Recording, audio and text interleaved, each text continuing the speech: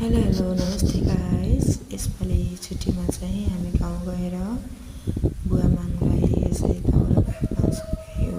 बाबु नानी भान्जा भान्जी दर्ता भएर यसपालि गाउँमा गयो। दाउरा पनि पुग्यो, रमाइलो भयो। मैले चाहिँ यसपालि 10 वर्षपछि दाउरा बोकेको हो र रमाइलो पनि भएको थियो। आउँदै गर्नुको उहाँ चाहिँ तता हुनुहुन्छ। म तताले नै राख्दिनु भएको मलाई बारी बोक्न पनि सिकाउनुको।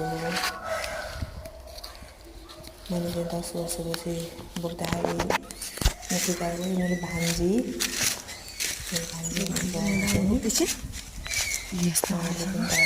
गर्नुभएको थियो मलाई। यो चाहिँ मेरो छोरा धेरै हेरिरहेको थियो।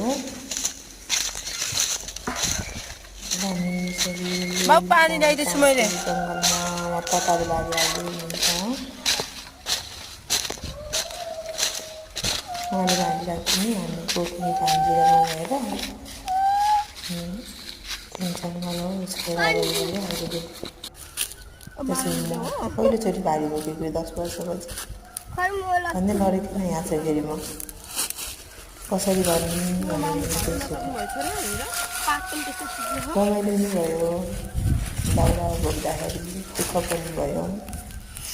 जस यसपालिको बिदाको चाहिँ निकै सदुपयोग गरेको छु मैले। हजुरहरूले कसरी बिदाउनु